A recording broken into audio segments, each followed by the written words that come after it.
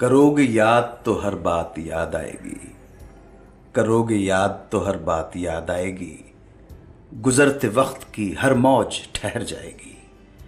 गुजरे हुए वक्त की मौजों को अपने साथ लिए, भूली बिसरी यादों की बारात लिए, मैं अन्नू कपूर फिर हाजिर हूँ तरानों और अफसानों की इस सुनहरी महफिल में जिसका नाम है सुहाना सफ़र विद अन्नू कपूर। आज जो किस्सा सबसे पहले सुनाऊंगा वो किस्सा होगा फिल्म शालीमार के मुहूर्त का।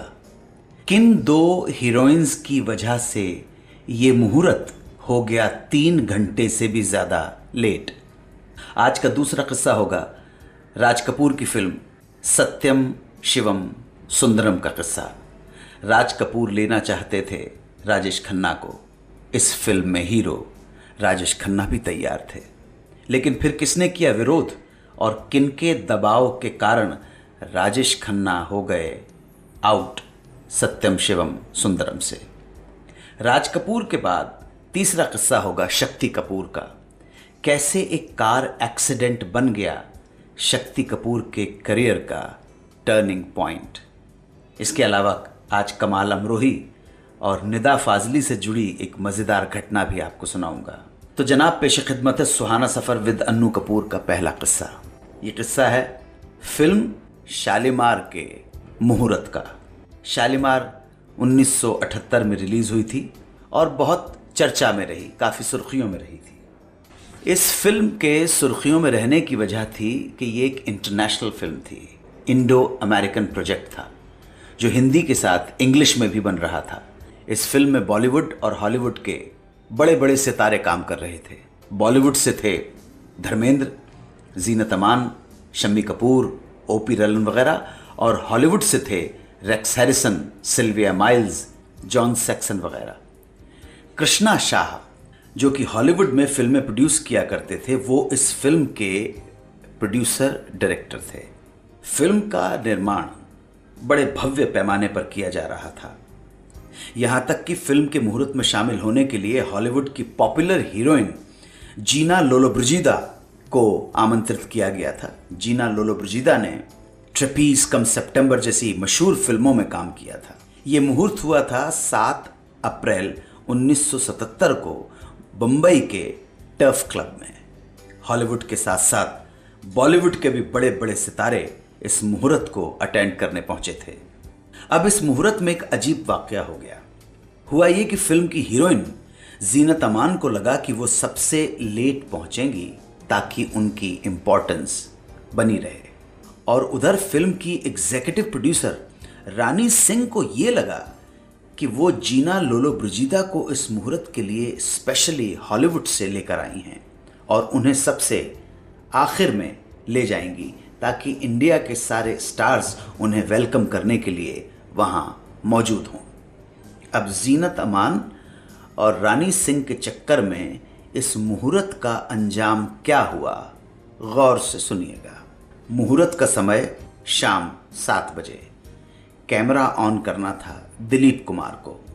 दिलीप कुमार अपनी पत्नी सायरा बानो के साथ समय पर पहुंच गए। हीरो धर्मेंद्र और डायरेक्टर प्रोड्यूसर कृष्णा शाह भी ऑन टाइम।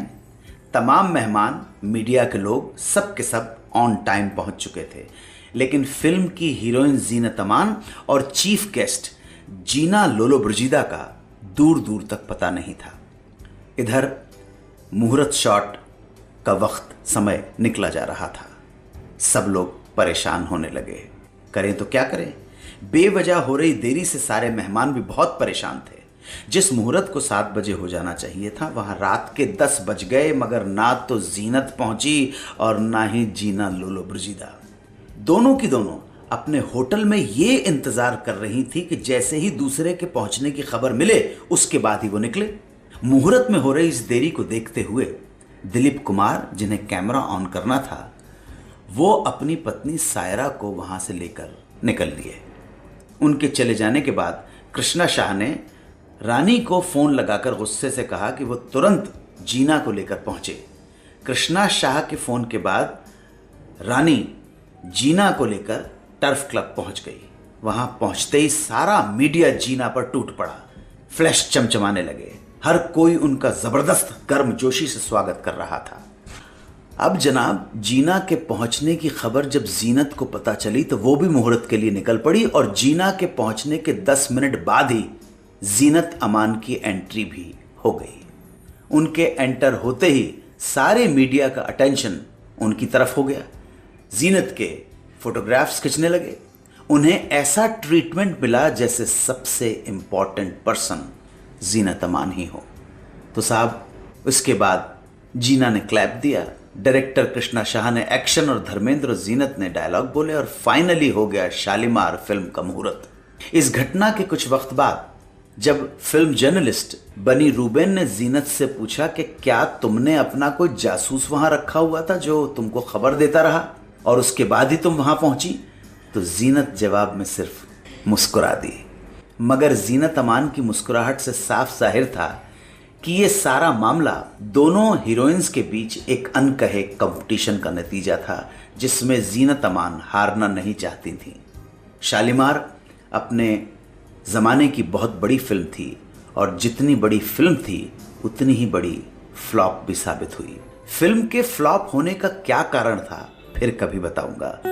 92.7 बिग FM पर आप सुन रहे हैं रेडियो का number 1 show Suhana suffer with Anu Kapoor.